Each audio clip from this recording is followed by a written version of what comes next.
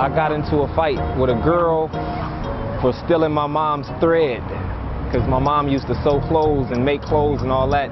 I went out, I snuck out the house one night when my mom wasn't home and saw the girl running up the street by herself and caught her and did her over.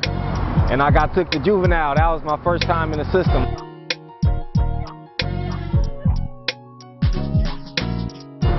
I got charged for possession of an illegal firearm and committing a robbery, you know, in the process of a robbery. So they charged me as an adult. I was the first person they charged as an adult in California.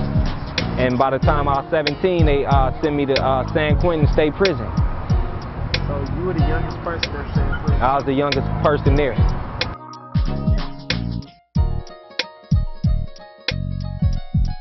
Rehabilitation is the wrong word. Jail does not rehabilitate you. You have to rehabilitate yourself. So if you want to change, here is not the place to change.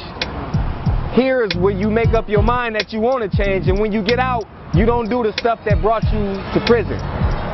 The first day I was out, I went to Omega Boys Club. First day I was out. Then I met this guy, Richard. Richard brought me down to the office, and Sandy had me write a piece about my experience in San Quentin. You know, that was my first piece. Going to Omega and stuff, that kept me out of trouble. You know, I got off of parole in 13 months. But as far as work, I wasn't working immediately. I started going to high school, played football for Mission High for a minute. Then maybe a couple of years later, I started getting into work, really, you know what I'm saying? Like, I gotta find a job, and I found this job at this small place on Fillmore Street, and I was selling pictures for this dude. That kept me out of trouble for a minute, but I wasn't really making any money. Plus, I was writing for Yo, so I had a little bit of money. My situation right now, I'm going to City College, and I'm searching for a job. I'm just looking for work. I'm doing writing here and there, and I get a little bit of money for that here and there when I do write.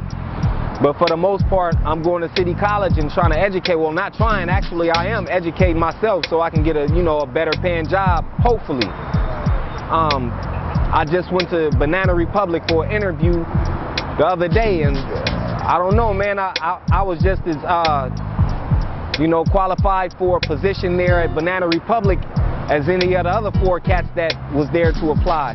But it was only one thing, I got a jacket. I'm an ex-felon, and so I think that stopped me from getting the job. You know, I think she knew, the woman who was doing the interviews, I think she knew that I wasn't going to get the job before I even went and sat down in the seat. I tried Banana Republic, Old Navy, Gap, Puma, Starbucks, Walgreens, Borders Bookstore. I've been trying, and they got more than just one Walgreens. They got more than just one Gap. I've been putting applications in everywhere, and I keep getting the, okay, we'll submit the application and give you a call within a few days.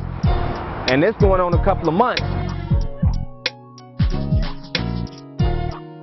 Right now, I'm not in a position where I can take care of my daughter. You know, I'm not making money. I don't even have my own apartment. I'm basically damn near homeless. I came home in December, and it's just been rough, you know what I'm saying? If it wasn't for a close friend right now, I'd be homeless. I'd be on the street, and I'd have to do something that I probably don't feel comfortable doing, I have to do that just to make ends meet. That's basically what I've been up to lately, man, just going to school and writing, and putting in applications. They may not hire me today or tomorrow or next week or next month, but I can't stop trying until I ain't got my breath and I ain't got nothing, until I'm gone, until I go reach the plane of soul. You know what I'm saying? I got to keep on going. I think, in fact, I know that I'm too intelligent. I got too much upstairs to allow myself to go back down the road that I just got through walking down. When you get out of prison, they got a work release program, and it's mandatory that each parolee goes there. and then a whole bunch of people from the community come there who, employers.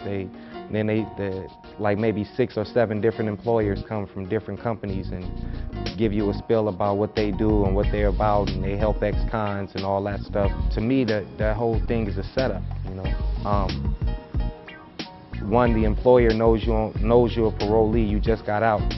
If anything happens between you and that employer that the employer doesn't like, they can tell your parole officer anything, and you can go back to jail. I decided that I didn't want to go that route.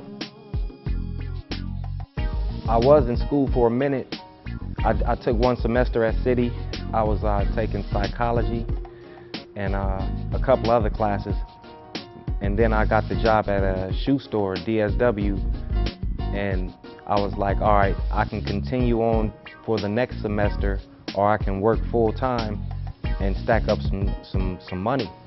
And so I decided to take a semester off and stack money, which, looking at it now, it was a mistake because I got blackballed. They shortened my hours and I didn't have any hours there. I want to end up doing something different. I got audio and video production right here in my face. It's staring at me, for City College, just for multimedia studies. But that right now, it's not what I want to do, 100%. I was thinking more about getting into business management. Those are the first classes that fill up, And so for this semester, I may end up doing audio and video production. And then right before the next semester starts, bam, hit that business management up. I'm pretty much assisting the office manager right now with various tasks around the office. A lot of filing and moving stuff out that don't belong, and basically keeping things in order in a business fashion, So it's working out pretty cool. Plus, I'm gonna be going back to school. Right now, this second, I'm cool. I'm cool. And I got a couple of classes at City College right now. I got a job. I got a roof over my head. I got food in my mouth. I got people in the world who actually love me and care about me and care about my well-being, And so right now, I'm cool. I just gotta stay out the way. The ones that I used to hang out with, or we used to all hang out together with, the OGs, man, they like, man, don't come down here, man, stay away. Stay away, whatever you've been doing, you haven't been here and we haven't seen you, and that's good. It's good to see you now, let's kick it, we can drink up or whatever, but pretty much don't come down here. Stay out, because it's a setup, you're gonna go back to jail. Every time I go downtown on Market Street, I see something. I see like one person looking for this, and then I see that person who got what this other person's looking for. And it's not just this one person and that one person, it's hella people. And I can be the center to put all these things together. And I'm like, that's just the devil, you know what I mean? That's my lower self telling me, go ahead and grab that, go ahead and grab that, go ahead and grab that, you can do it, you can do it. And I'm like, yeah, I could do it. But in the long run, it's just going, bam, I'm addicted to it again. Now I'm coming up and I'm coming up, and it's only so far up you can go before you're recognized by the authorities and they take you down. And so it's like I said on the first recording that we did, like, I'm too smart for that.